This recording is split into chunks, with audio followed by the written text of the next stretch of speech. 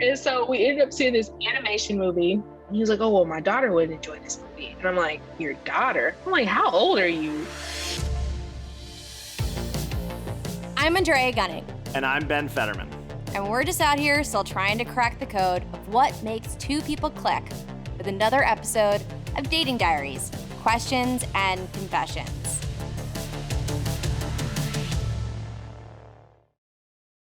Ben, you know how I always say there's a lid for every trash can? Yeah, you do say that, but I think the expression is there's a lid for every pot. Yeah, I mean, that's cute and all, but when you've dated a bit, you tend to go with my revamped expression. Oh, all right. Why are you bringing this up this week? Well, our first single this week has quite a list of demands for a partner. I mean, for me, it's unprecedented. Her love needs an array of qualities, languages, and personality quirks. I just don't know if anyone can meet her demands. There's a lid for every pot, Ray. A lid for every pot. Well, let's see.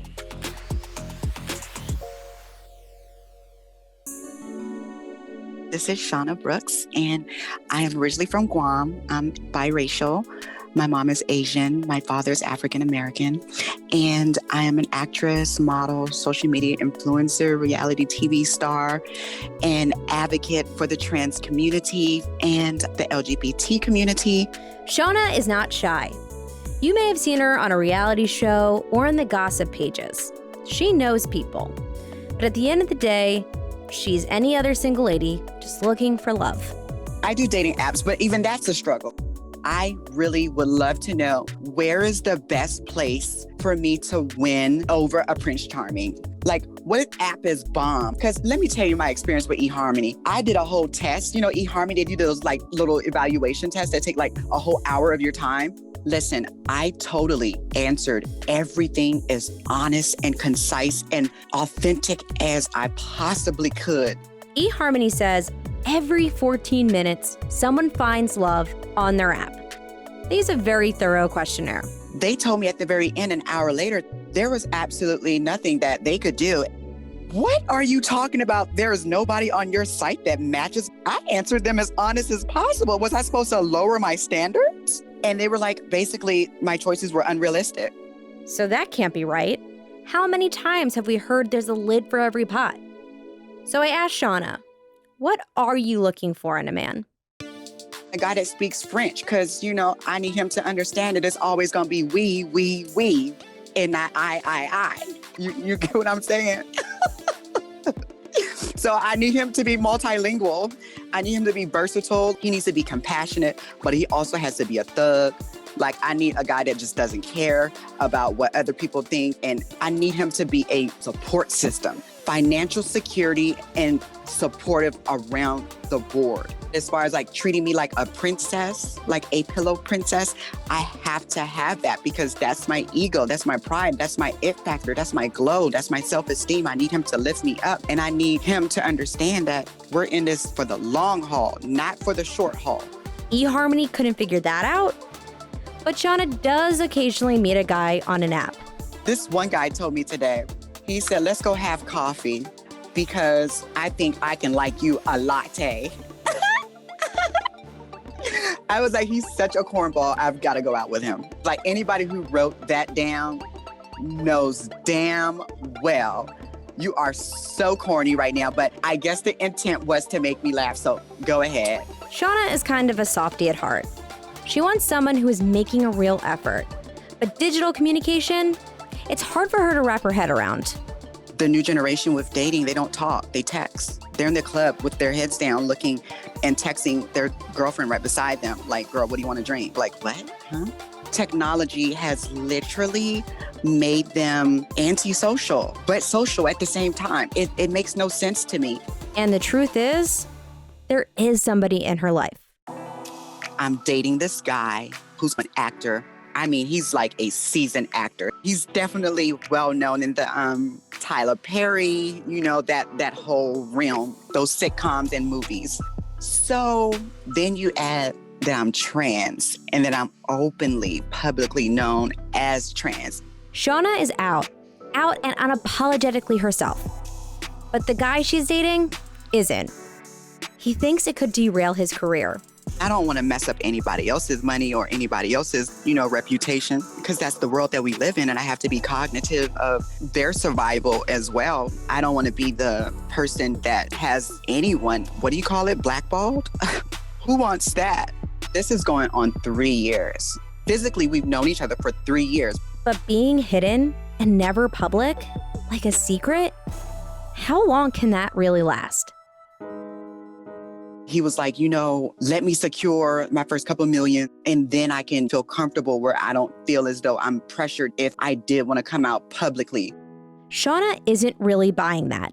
I'm just like, it's 2021. Like, I don't think that's a problem to folks anymore. And I think it's getting to a point where something has to give, because I know I can't continue to keep on it. We should be going to red carpets together. It doesn't matter if we're dating, regardless of the fact we're still in the same field. Shawna wants to be on his arm, not in his closet. What's going to happen to me in the midst of that waiting period? Who's taking care of me? Who's helping me out? Shawna has had real love in her life, so she knows what that feels like. I was in a relationship with the guy for 4 years, and he was, from the jump, nowhere near DL or discreet. We didn't walk around with a flag saying, oh, hey, we're in a trans relationship or I'm trans. No, we didn't have that at all. We didn't have to. And we blended in and we coexisted with everybody else. And I had that pride and that sense of security that I yearned and wanted in a relationship. And we never had any problems. 4 years is a pretty good run for anybody.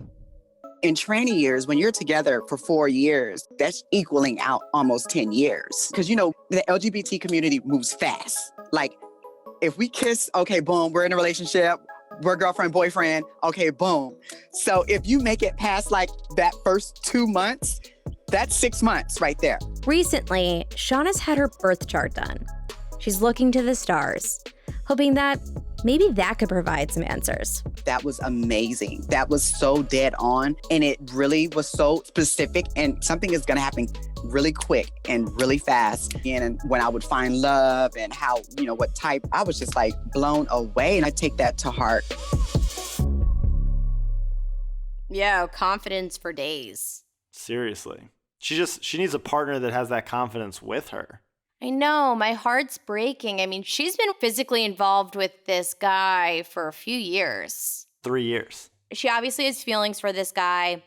Obviously, this person is processing a lot of his own identity issues, but she's been out and proud since high school. She's like, I've always been confident in myself.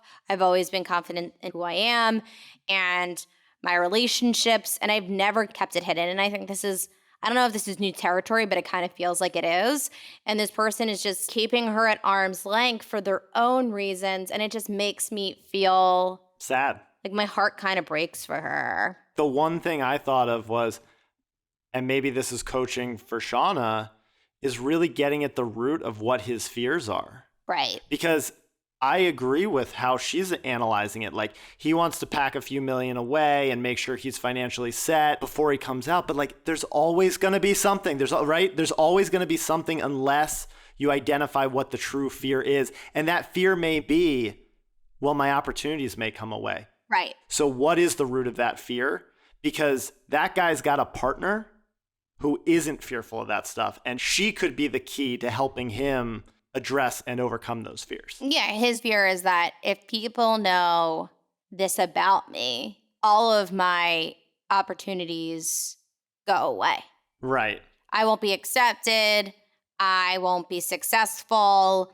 I'll lose my career. I will be judged. That's everything I'm hearing.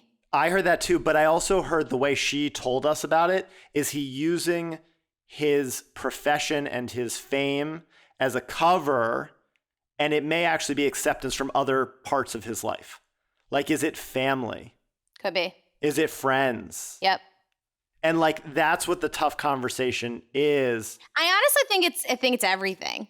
It could be, but that's not how he's positioning it to her. So he's not being fully expressed and open about what those fears are. And until he can name it, I don't think he's ready to really address it. Yeah, and I think that that's work that someone has to do on their own. I do too. And she's still out there. She's still dating. I mean, Lord, she completed that eHarmony profile. And they didn't come back with anybody for her. That's like so fucked. What the fuck, eHarmony? I know. Like, get your shit together. She's got a decent social following. She should put eHarmony on blast. Agree. That's unacceptable. I would be so depressed if my result comes back like, yeah, you're shit out of luck. Like there's nobody on here. This is specifically what the dating apps are for. The apps are supposed to knock out the voice in our head that says, no, there's no one out there for you.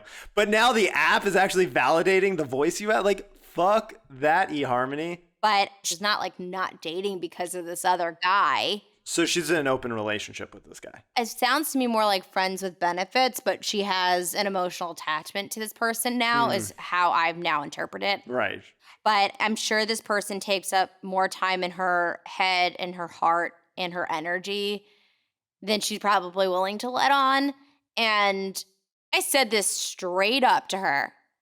I don't think a new opportunity is going to come her way until she walks away from this person. Because her heart and her mind and her energy is still connected to someone who's not on her level. I mean, she needs to find someone who speaks French. Like, clearly. I mean, I fucking love that. And the guy she's seeing right now is not fluent in French. Yeah. You know what's so interesting about this interview is the whole time she's clearly laying out what she wants. And so she has a very clear vision and blueprint, but her heart and her mind is tied up into someone who's giving her none of those things. Hopefully some VP at eHarmony is listening to this episode when it drops and can be like, Shawna, we got you a girl right here. And honestly, Shawna, I think you're going to have some people hitting you up after this episode drops because you just put the right energy out. Someone's going to come find it. And they are going to be saying oui, oui, oui to you all day. Meet Chelsea Marie. She has survived some epic romantic disappointments in life. But this lady has maintained a great attitude. I was married for 3 years and it just was not the fairy tale that I thought it was going to be. But Chelsea Marie learned a lot from the experience. I got married because of love, but I feel like it fine-tuned my details of what I want and what I'm willing to accept. And it made me a better investigator, and I cut shit off real quick. Like, you know, I'm like, yeah, no, I don't like this. I don't like this behavior. And I think it's made me emotionally a lot stronger and less codependent. But being back out there is not so easy. I'm single and I've been mingling and, you know, just kind of doing my own thing. And it's been really difficult to find suitable, like, suitors. A lot of men find Chelsea Marie through her social media. She's funny and cute, and the guys, well, they take their shot. I had like a married guy he was actually a polygamist that was like asking me, oh, do you want to join our group? And then there are the unsolicited dick pics. You know how I love those. But she's got that handled. When I replied, I was like, oh, how cute. Because like, I just wanted to know, like, oh yeah, it's pics. Oh, look at the little thing. And considering some of her experiences, Chelsea Marie has really kept her sense of humor. In addition to a disappointing marriage, she's had some dates that were doozies, like this one. The most ghettoest date ever. Like, I feel it was so awful. I ended up going to dinner with this nurse. He was very good looking.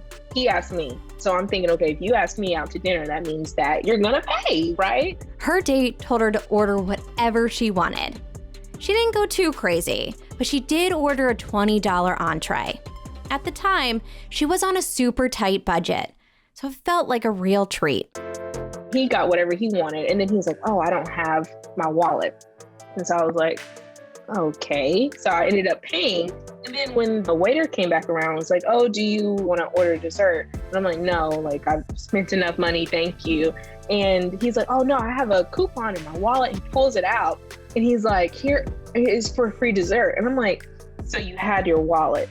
And he's like, oh, I guess I did. And I'm like, what? And I rode with him. I was like, oh, okay, whatever. Like he was like, I got the movie. And I'm like, okay. We go to the movie and he pulls out these movie tickets. Around that time when you would give blood, you would get free movie tickets.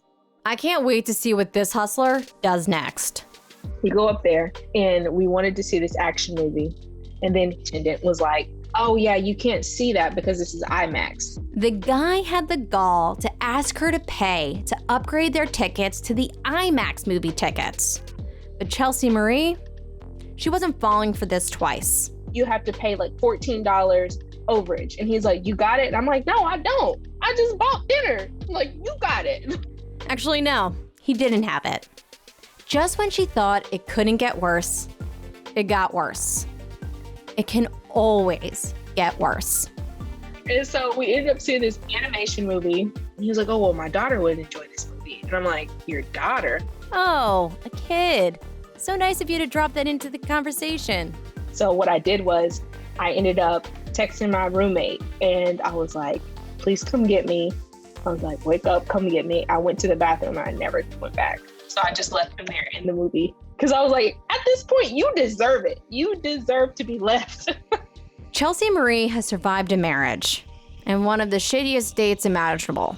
So, what's next? Before, I didn't have any optimism, especially after my divorce. I was like, oh my gosh, I don't think I'll ever get married again. Still may not get married again. But I was definitely dead set against dating. And I was all about that whole like, oh, I need a hot girl summer. I gotta have a hot girl summer. Like, just flirt with whoever, talk to whoever. But I've chilled off of that now. I know that, there's more out there than just singleness and stuff like that. This dude sucks. I don't think there's any other way to open this discussion. I mean, a nurse, you think that he has got his shit together, Fucking hot nurses. I'm not even convinced he's actually a nurse. Oh, you think he's a dirty John? I think he's a dirty John. Just wears scrubs around town and says he's a nurse? Yeah, I don't believe a word that comes out of this guy's mouth. So bad. Making us look worse out there, bro. I think she did exactly what she needed to. She just bounced from the movie theater. If I were her, I don't even think I'm going to the movies after what happened at the restaurant. But let's talk about these movie tickets for a second. Weren't they free movie tickets that he got from giving blood? Yo, no, you have that right. I once dated this guy who told me that he sold his plasma in college. And the whole time I thought he was talking about how he sold his plasma TV for some extra dough. I didn't realize that he was selling his blood. I'm such an idiot. Oh, I have a friend at Penn State that I think he got through junior year by extracting his blood. Was he the drunkest person at the party always? No, not at all. You know what this date reminded me of? The movie Dirty Rotten Scoundrels. With Steve Martin and Michael Caine. Oh. How to hustle women out of free shit. Steve Martin and Michael Caine are competitors in the Riviera's most profitable business, but with very different styles. Do you have any idea what it feels like to take a woman for $20? No, I haven't. I'm afraid it's a little out of my class. I've heard of the movie, but I can't say that I... Cue all of the crazy shit that Steve Martin and Michael Caine do to literally get free shit from women. That's the whole movie. This guy should go hang out with Steve Martin and Michael Caine. The guy is conning her the whole time. He lies about his wallet. That's a con. He was lying to her about his wallet. Gets her to pay for the meal. Thinks he can dupe her by being like, oh, I have these free tickets to the movie. That's fine. I get free movie tickets from my dentist's office all the time. No shame in it. I've heard about these tickets. I mean, she's recruited half of our staff to go to this dentist's office. Right. Solely for the free movie tickets. By the way, post-COVID, what's he giving out now? Is he giving out Netflix subscriptions? What is he is he still going? I haven't gotten it in a while. I think someone else from our office started getting them, and I have an issue with it. Anyway, we digress. I don't have an issue with him using 2 free tickets for the movie. But you can't ask the other person, after they already paid your meal, to pay the IMAX upcharge. He doesn't care about saving face. He doesn't care. He doubles down. All he cares about is the IMAX experience. And then wishes he saw it with his daughter instead of this woman. Well, like, and then that's his casual mention, like, oh yeah, I have a kid. Who would love this movie. Yeah, I mean, I have such an aversion for people who fail to mention that they have a kid. My ex-boyfriend lied about his daughter and said it was his niece. Oh. Mind you, it was only for a few hours. But still, it's like, what are you, insecure that you have a kid? Like, it's not a good look. It is not a good look at all. You can't lie to get out of the bill. And as badly as he did, if you have any thought of ever thinking, oh, I can get out of this bill by lying, don't do it. Don't go on the date. If you're short some money, find another way to have that date that doesn't cost money. Free dates are like easier to come by nowadays. Set up a picnic. While walking in a park in a public area has been completely normalized now. Look, if you forget your wallet, no big deal. There's Venmo. The guy was just looking for a free meal and a free IMAX movie. That's what it was. There are people that go on dates to get free shit all the time. I'm convinced that's who this guy is. Especially when you say you don't have your wallet and then dessert comes and you're like, oh, I got this thing. What a moron. That is the worst con in the history of cons. I didn't say he was good. Look, I'm glad she just ditched his ass. She shouldn't have even gone into the theater. That's crazy sauce. That was pretty wild. DD community, keep your stories coming. Just email us at datingdiariespod@gmail.com and we'll share your stories on the next podcast. Your emails make us so happy. We read every one, and it means so much to us. Dating in 2021 is like nothing in history. Think of the podcast like a time capsule and keep listening. And stay safe out there, guys. This podcast is hosted and executive produced by me, Andrea Gunning. Executive produced by Nancy Glass, Ben Fetterman, and Carrie Hartman. Produced by Julie Clark. Associate producers include Megan Paisley and Kristen Malcurie. Edited by Mac Daggett and Matt Delvecchio. Special thanks to Natalie Thomas. Music by Mybe Music. Some names have been changed to protect privacy.